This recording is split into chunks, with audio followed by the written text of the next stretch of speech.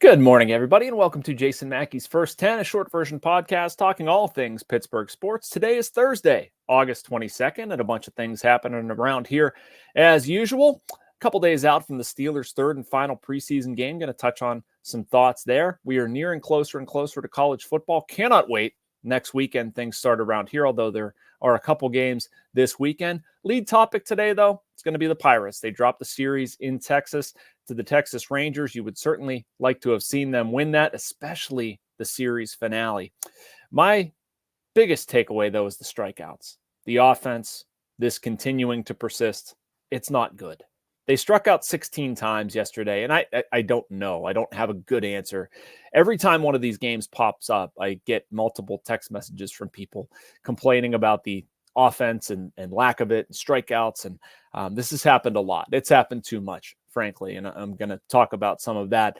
16 strikeouts yesterday. As I said, they went 0 for 6 with runners in scoring position, left 10. The 16 either ties their, I think it's one shy of their season high. I think they struck out 17 times in the season opener. It's a lot.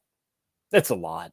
And here's why I don't think this is working, why I don't see how you can come back with this same plan. If you step back and look at what the Pirates have done offensively, like it's not been good enough, right? We've surmised as much. Are younger players getting better? Is this approach helping people? Is it winning games? Is it making players you have better, be they younger, older? No, it is not. The idea is to chew through pitches, get on base, knock the opposing starter out of the game, get into the bullpen earlier, win more games because of it. Well, okay, let's work backwards from that. You're not winning more games because of it. I wouldn't say you're necessarily knocking starters out of the game early. You're not tilting games in your favor, given how few they've won. And I haven't checked the pace recently, but not long ago, they were on pace to go about what they did last year, 76 wins. It's not going to work. Young players, have they gotten better? No. The best we've seen out of Henry Davis is when he's gone down to AAA, and then he comes back up to the majors and things seem to wiggle loose. You bring in somebody like Michael A. Taylor, who's coming off a 21-homer season and doesn't really do anything here. It's just frustrating. And I think the Pirates need to step back, look at what they're doing, look at the approach. It's very easy to say Andy Haines, and he's part of it. I'm not absolving anybody, but say this isn't the best thing. Again, if you keep taking steps back, think about the Pirates. You're never going to have a lineup that outslugs another team. That's accurate. That's fair. That's sort of the economics of baseball. Like, are they going to pay for a bunch of home runs? No, probably not. And I understand the idea of we need to get on base more. That is a way, see more pitches, up your OBP, generate runs that way, maybe with athleticism. Great. I think a degree of that makes sense, but I think they've gone too far. I think you're impressing this approach. And I've written and talked about this before, where it's like a cookie cutter thing, where in the past, they haven't done, well, I should say it this way. In the past, they've wanted to get away from that. After 2019, they didn't want they wanted plans to be individually tailored. This is the polar opposite of individually tailored. And they're striking out far too frequently to have a good enough on-base percentage. You can talk about maybe putting the ball in play more. They're a contact-oriented offense. I think people would take that. Frankly, a contact-oriented offense would have made things differently in Texas yesterday. As it stands, you have Domingo Germán, who actually pitched really well. 6 innings, 3 hits, no runs, 4 walks, 4 strikeouts. I fully expect Germán to go in the rotation again, as he should. He looked good. Pirates pitchers held the Texas Rangers scoreless for 22 innings. I know there was a lot of vitriol about David Bednar. I got an email from a guy who emails me every time David Bednar struggles. I'm not quite sure why. I would definitely have better things to do with my time. To me, I don't look at Bednar. They gave up 1 run. All right. I mean, he hasn't pitched great lately. I'm not breaking any news there. To me, it's the offense, and it's the preponderance of strikeouts. Stuff you can't have for a team built the way the Pirates are. They need to be putting the ball in play more than they have. So I tweeted this out last night. The Pirates have 1,179 strikeouts, 4th most in MLB. Last year, they had 1,464. In 2022, they had 1,497. They're on pace for 1,504, which would be a franchise record. So the past 3 seasons have resulted in the 3 highest strikeout totals in Pirates history. Think about that for a second. I know that strikeouts are up across the game, right? You're going to have that offensively, defensively, whatever. Is that what's best for the Pirates right now? I would contend no. They're 23rd in runs at 518 right now, 27th in OPS at 671. You're not producing enough runs to be successful. And the thing holding you back the most, pretty easy for me to say, strikeouts. All right, want to get into Steelers and some college football stuff, but first we have our usual mid-roll dreamy time about going to Florida when it gets cold here. So a message from the Bradenton Area Convention and Visitors Bureau. Embrace the laid-back charm of island life while sinking your toes in the sand and discovering real, authentic Florida in the Bradenton area. Unspoiled beauty and pristine beaches, a vibrant waterfront downtown energized by local arts and culture, fresh Floridian cuisine with a flourish of rich history, and friendly locals ready to welcome you to this preserved paradise on Florida's Gulf Coast. Plan your visit today at BradentonGulfIslands.com. And welcome back to First 10. A couple news items to come out of the South Side yesterday as the Steelers have shifted practice back there. I'm actually heading over there later today. Roman Wilson talked.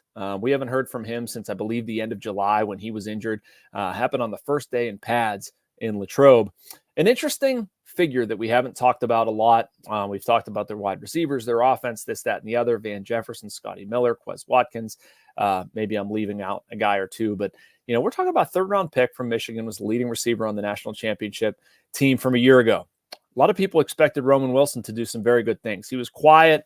You could maybe say struggled. OTAs, minicamp, didn't really do much to think that he would earn a starting job. Well, it's an ankle injury that's been bugging him, and just seeing quotes from him and hearing what he had to say made me think a little bit about, as this wide receiver search kind of drags on, is this guy somebody who can jump on a moving train and give them something? I don't know.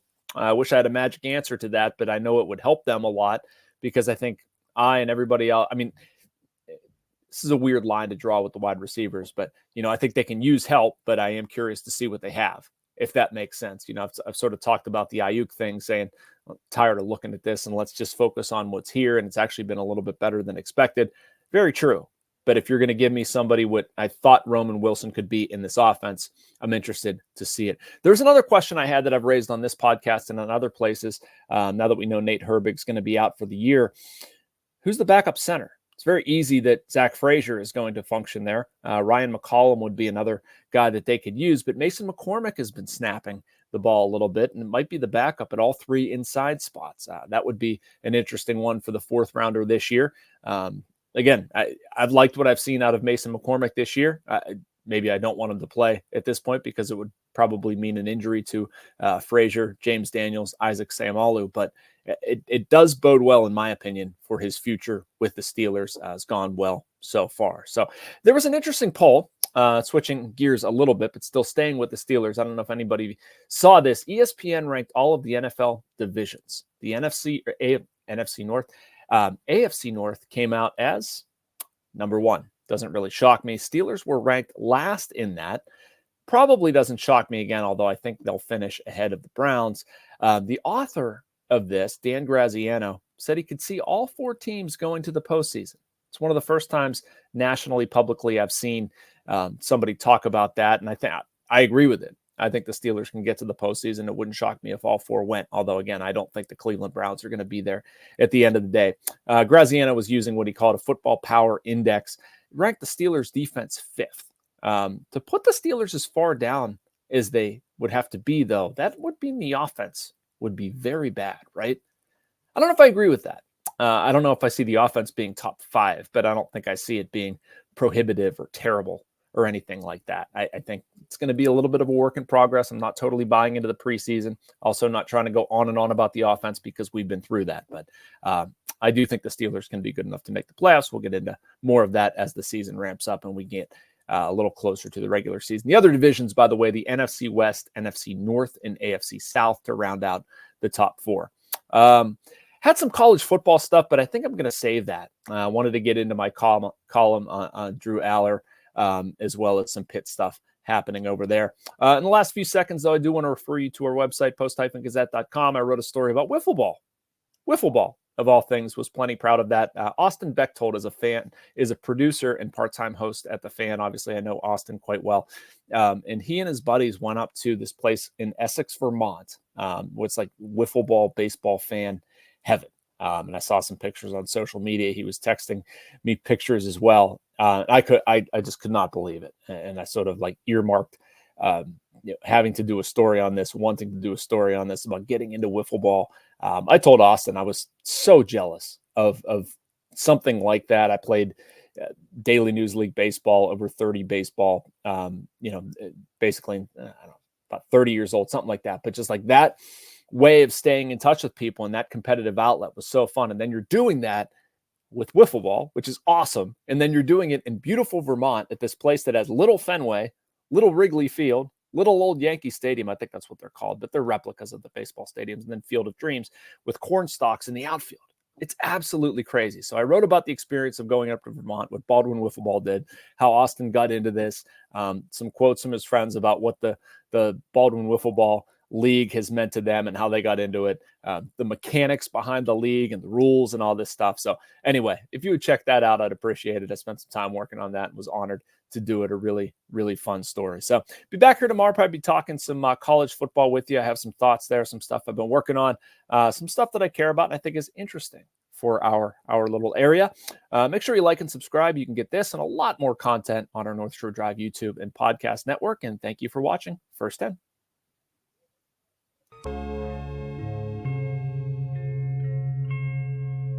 Thank you for checking out this content from Post-Gazette Sports. If you watch this video on YouTube, please like the video and subscribe to our channel. For all of the sports coverage the Post-Gazette has to offer, visit post-gazette.com.